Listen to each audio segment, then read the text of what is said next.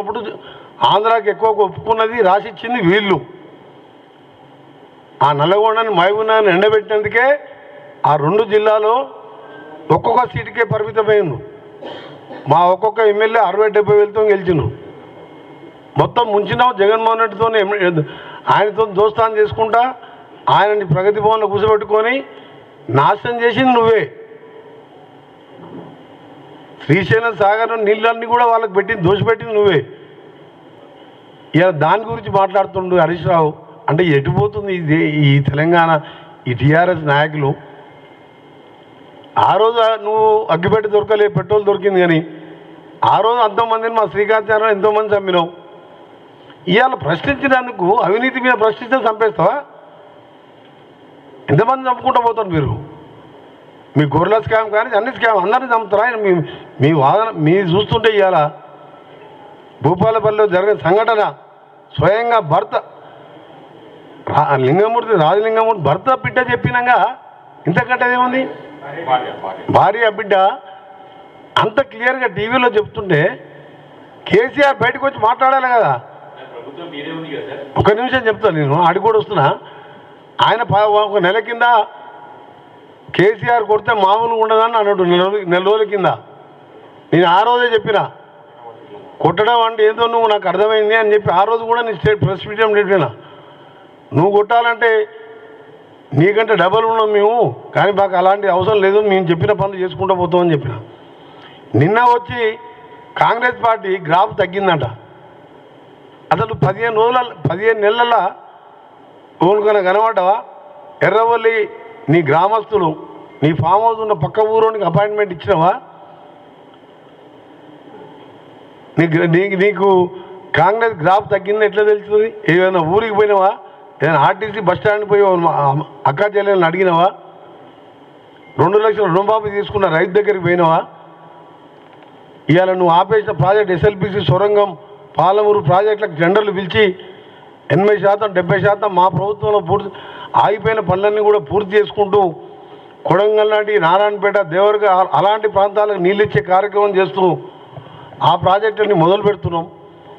నిరుద్యోగుల కోసం skill university కాదు, 56,000 చిన్న కారణాలతో నువ్వే కోర్టుల కేసులు వేయించి వాళ్ళకి అపాయింట్మెంట్ ఆర్డర్లు ఇవ్వకపోతే 12 నెలల కింద ఆర్డర్లు ఇచ్చి 1 సంవత్సరంకి వెళ్ళి జీతాలు ఎత్తుకుంటున్నారు, ఉద్యోగాలు చేస్తున్నావు.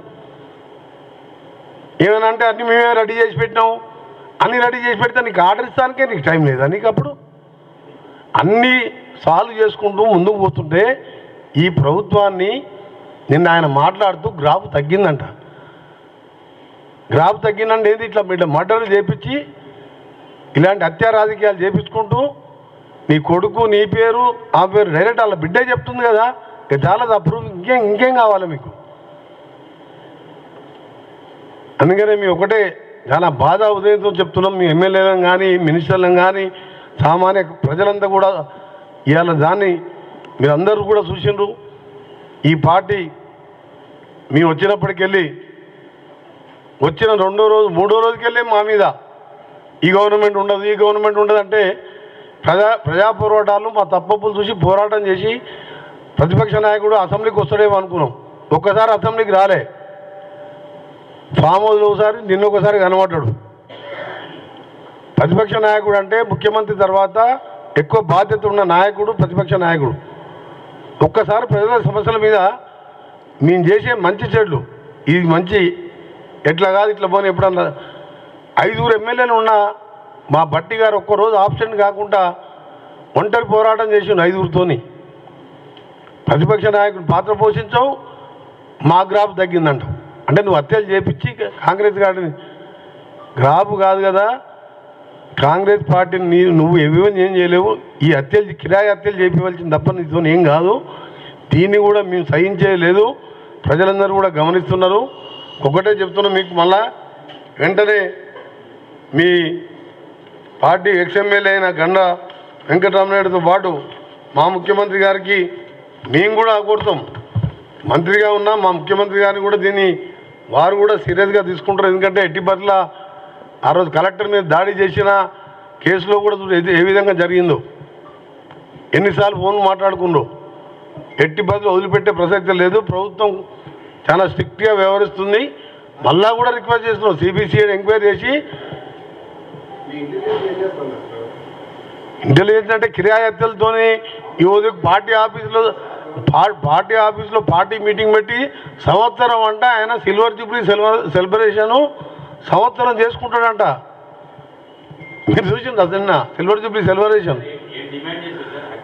సిల్వర్ జూబ్లీ సెలబ్రేషన్ సంవత్సరం చేసుకుంటానికి నువ్వు ఏం ఘనకార్యం చేసినావు? దోసుకున్నావు కాళేశ్వరం పేరు మీద, దళిత ముఖ్యమంత్రి పేరు మీద మోసం చేసినావు, దళితుల్ని డబుల్ బెడ్రూమ్ మీద మోసం చేసినావు, ఒక ఉద్యోగం ఇవ్వలేదు. వామన్ రావు భార్యాభర్త లాంటి వాళ్ళని అమ్మి ఎదురు తిరిగితే చంపేపించినావు నీ ఎమ్మెల్యేలతోని, ఇవాళ నీ ఎక్స్ఎమ్మెల్యేలతో, ఇవాళ మళ్ళా ఈరోజు రాజలింగమూర్తిని పుట్టన పెట్టుకున్నావు. చాలా సీరియస్గా చెప్తున్నాం, హత్యా రాజకీయాలు మానుకోండి, రాజకీయాల్లో హింసకు తావులేదు. మీరు ఇంకా ఏదో ఎలక్షన్లు వచ్చేసినట్టు ఆయన ముఖ్యమంత్రి అయినట్టే ఫీల్ అవుతుంది. ఇంకా 4 ఏళ్ళు ఉన్నాయి. నువ్వు 6 నెలల తర్వాత ఓడిపోయిన తర్వాత 6 నెలలు ఫామ్ హౌస్లో పండుకొని పార్లమెంట్ ఎన్నికల్లో మొత్తం తిరిగినావు కదా, ఊరు తిరిగినావు కదా. మరి ఎందుకు 16 సీట్లలో గుండు సున్నా వచ్చింది నీకు? నీ గజ్వేల్లో కూడా మైనస్ వచ్చింది కదా.